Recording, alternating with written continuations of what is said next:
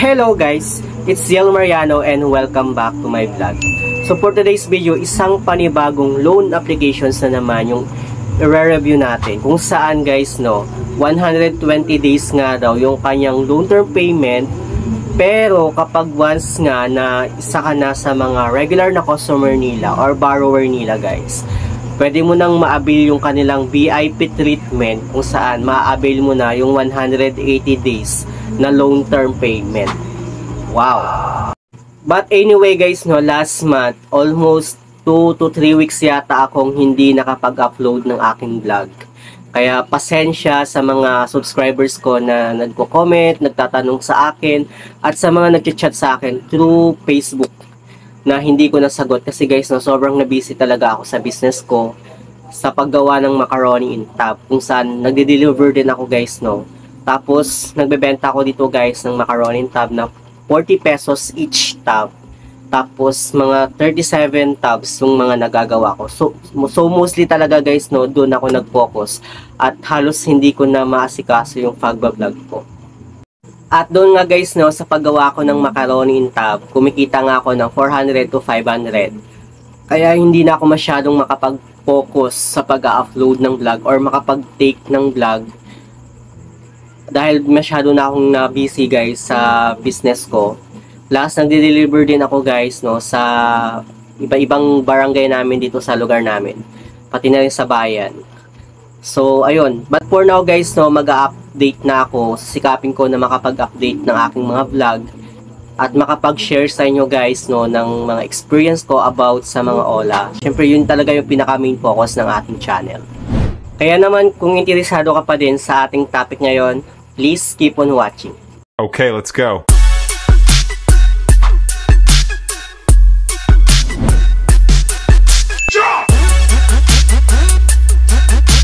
So guys, bago natin simulan itong topic natin ngayon, gusto ko lang linawin na hindi ako sponsored nitong loan applications na babanggitin ko dito sa ating topic ngayon. Ito based lang sa experience ko sa pag-apply sa kanila, na gusto ko lang din guys i-share sa inyo. So dito nga guys, itong loan applications na babanggitin ko ay itong si iPeso, kung saan madadownload lang natin siya sa Google Play Store. At nung inopen ko nga siya guys, mababasa natin yung kanyang disclosure statement and privacy policy. Plus dito nga sa kanyang baba guys, mababasa natin yung kanyang company information, kung saan yung pangalan nga daw ng kanyang company is Link Credit Lending Investors Incorporation. At guys, take note, registered din siya ng SEC. Pero gaya guys, ng sinabi ko sa mga recent na video ko, hindi lahat ng mga loan applications na registered ng SEC ay sumusunod sa kanilang mga interest at sa rules ni SEC. Kaya sisilipin natin guys, kung okay nga ba talagang utangan itong si iPeso. So dito nga guys, kailangan din nating basahin at unawain yung disclosure statement or at privacy policy nitong si iPeso, para maging aware tayo guys, kung ano yung mga nakalagay sa kanilang applications. At kung nabasa nyo naman guys, click nyo lang yung box, then check nyo lang yon, then click nyo lang guys yung agree. Then mapupunta na tayo guys, dito sa kanilang permission disclosure statement, kung saan kailangan guys natin i-accept yung hinihinging permission nitong si iPeso. Kagaya na lang guys, ng ating location, SMS, installed applications, camera.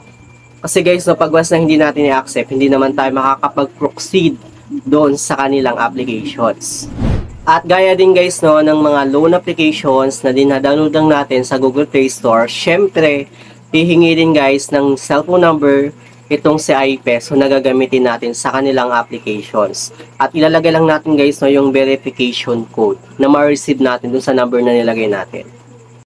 After nga natin guys, na mag-provide ng ating cellphone number, mapupunta naman tayo dito sa kanilang information, kung saan mag-fill up naman tayo guys ng ating personal information. Mauuna na dyan guys, yung ating self-information, yung ating surname, given name, middle name, birthday, gender, marital status, educational background, tapos yung ating Gmail, Facebook account, which is kailangan talaga natin guys, at kailangan talaga natin guys na maglagay ng ating Facebook account name dito kay iPeso.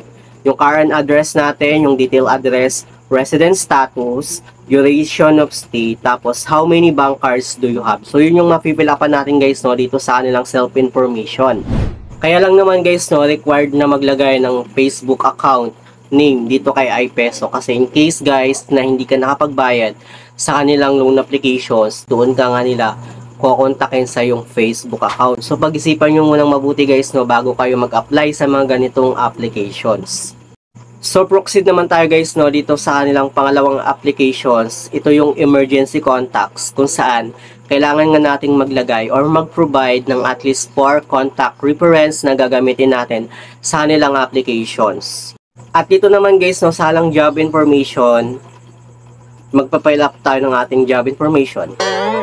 Gaya ng ating business, company scale, industry, job type, possession level, duration of work, monthly income, payday 1, payday 2, yung ating company address, pati na rin guys yung ating detail address. So yun yung mapipilapan natin dito guys no. Bali pala dito guys no sa job information, job type, yung mga pwede palang mag-apply dito kay iPeso ay yung mga business owner, self-employed, BPO professionals, government employees, salesman, factory workers, secretary staff, freelance, pati na rin guys no yung ating mga professional worker, retail worker, utility, collection personnel, housewife, private teacher, unemployed, BIR employee, city hall employee, farmer, student, military, police, pensioner, news media, religious period, at madami pa guys yung mga pwedeng mag-apply dito. Even yung mga estudyante guys pwedeng mag-apply dito kay iPeso. Pero guys no, sa mga estudyante dyan, kung wala naman kayong source of income, tapos mag-apply ko sa mga gatong klase ng applications, please pag-isipan nyo muna ng maigi. So after ko nga guys no, na mag-fill up sa kanilang applications, meron na nga akong current loan amount na 4,000 pesos.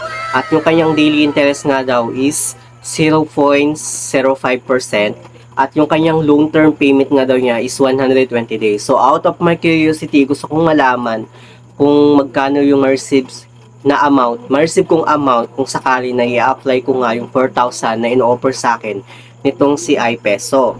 So dito nga guys no, yung pinaka maximum loan amount na in-offer sa akin is 4,000 pero pwede ko pa siyang babaan into 1,500. Tapos dito nga guys no, 150 days daw yung kanyang loan period.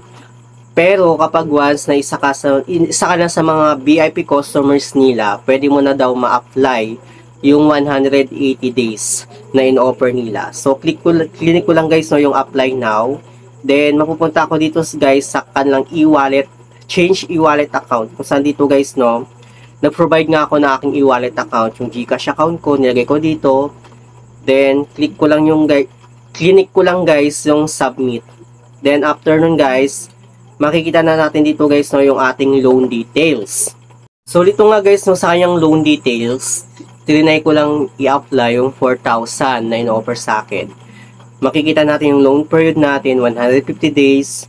Yung purpose niya is multi-purpose. Tapos dito sa baba niya guys no, sa 4,000 natin, nahihiramin natin sa kanilang applications, meron siyang kaltas na 280 pesos para sa credit assessment fee.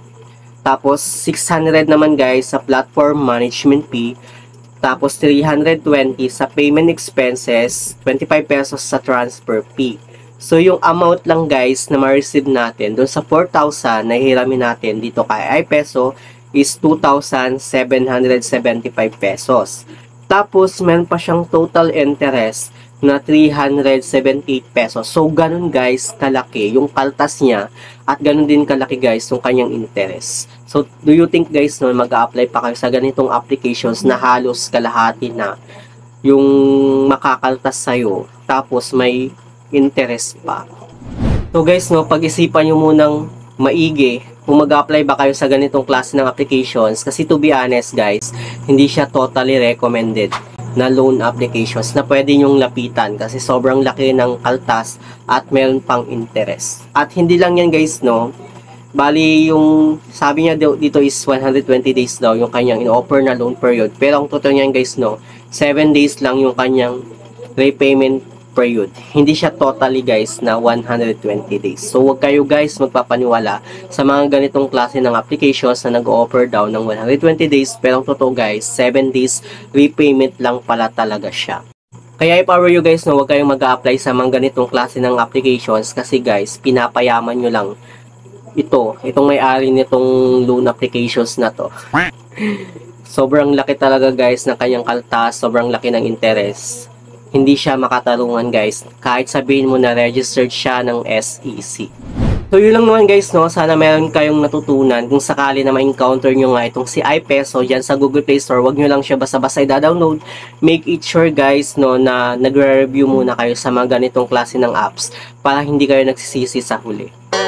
So yun lang naman guys, no, yung ating topic for today's video. Anyway guys, kahit sobrang tagal kong nawala sa pagbablog, thank you guys sa mga subscribers ko na patuloy na nagsusubscribe sa aking YouTube channel, at sa mga subscribers ko din guys na patuloy na nagko-comment ng mga feedbacks nila about sa mga loan applications na nire-review ko dito sa aking channel. Thank you guys, no, sa mga support nyo. Yun lang guys, no, sa mga hindi pa pala nakakapag-subscribe sa aking YouTube channel, please don't forget to like, share, and subscribe. Click the notification bell para updated ka lagi sa aking mga susunod na video. Thank you guys, thank you for watching, and see you on my next video. Bye!